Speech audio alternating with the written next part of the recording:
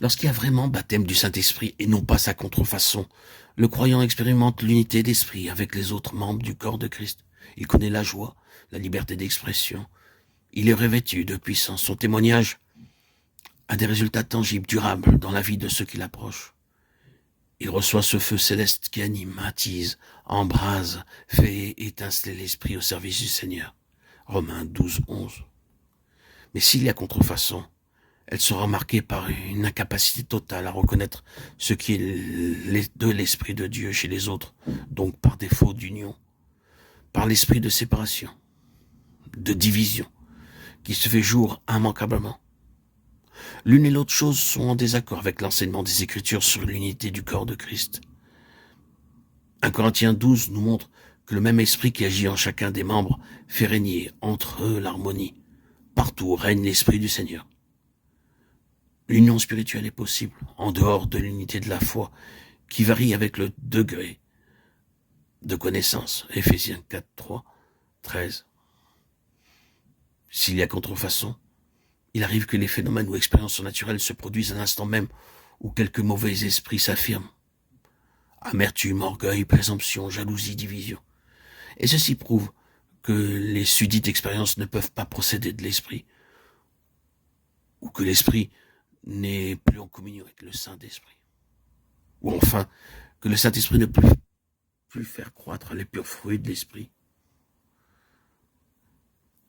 Bien des croyants convaincus que tous peuvent recevoir le baptême du Saint-Esprit ne le reçoivent cependant pas. Et de cela, il faut souvent accuser leur fausse conception de ce baptême.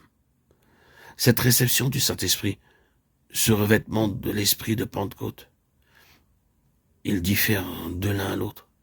Il varie comme manifestation et résultat d'après le degré de préparation et de connaissance du chrétien. C'est une erreur que d'attendre un baptême identique à celui de tel ou tel serviteur de Dieu. Il arrive aussi que le chrétien est perplexe, parce qu'il a entendu dire sur ce baptême les choses les plus diverses. Il se demande que croire. Idées préconçues et perplexité empêchent la collaboration nécessaire avec le Saint-Esprit.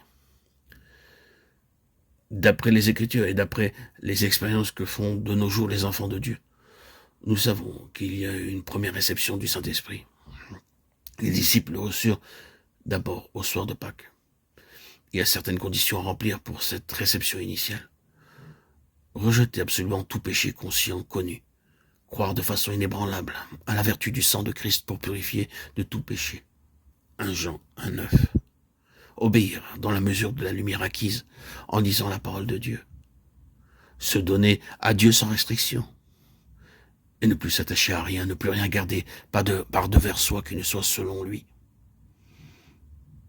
Le chrétien qui s'est mis d'accord avec Dieu sur tous ces points, saisit par la foi le don du Saint-Esprit. De même qu'autrefois, il avait accepté par la foi le salut qui est en Christ et saisi la vie éternelle.